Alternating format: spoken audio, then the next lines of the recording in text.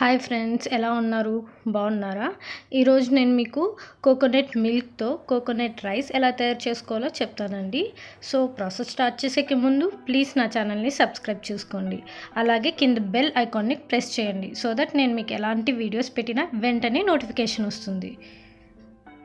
కావాల్సిన పదార్థాలు 2 ఉల్లిపాయలు, 3 టమాటాలు, ఇంకా 4 పచ్చిమిర్చీలు తీసుకున్నాను. వీటితో పాటుగా పోపు దినుసులు, ఇంకా ఒక 4 బాదం పప్పులని విడివిడిగా చేసి అలా పెట్టుకున్నాను. ఈ పచ్చిమిర్చి కూడా చిన్న పీసెస్గా కట్ చేసుకోవాలండి.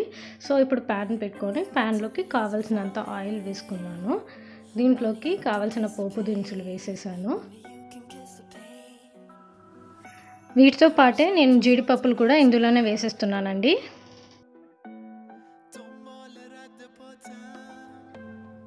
పచ్చిమిర్చి ఇంకా జీలకర్ర కూడా వేసేసాను. వీటిని బాగా వేగనివ్వాలండి. ఇవి వేగే లోపల చెక్క లవంగా కూడా వేసుకోవచ్చు, కొంచెం మసాలా టేస్ట్ వస్తుంది కాబట్టి వాటిని కూడా యాడ్ చేశాను.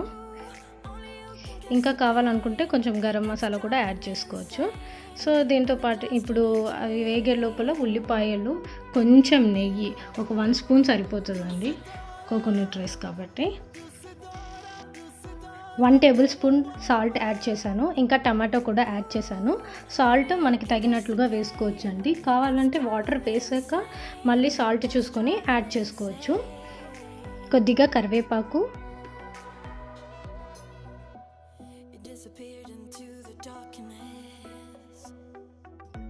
కొత్తిమీర ఇవి కూడా వేసేసి ఇంకా బాగా వేగనివ్వాలండి.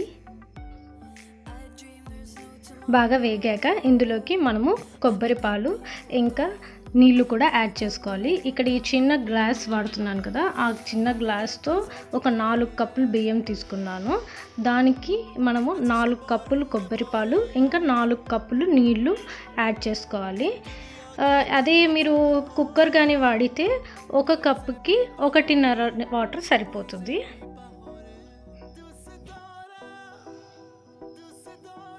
చూడండి, ఇప్పుడు ఈ నీళ్ళంతా బాగా తెరలేదాకా మనము ఫుల్ ఫ్లేమ్లో పెట్టేసుకొని కాసేపు బాగా మరగనివ్వాలి.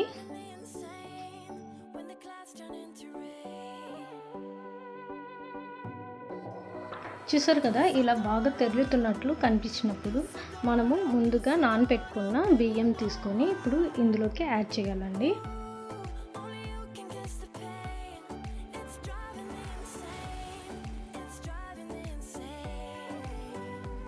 మిక్స్ అయ్యేలాగా బాగా కలుపుకోవాలండి. మూత పెట్టేసుకొని ఒక 15 మినిట్స్ వెయిట్ చేద్దామండి. చూసారు కదా, ఆల్మోస్ట్ అయిపోయింది కోకోనట్ రైస్.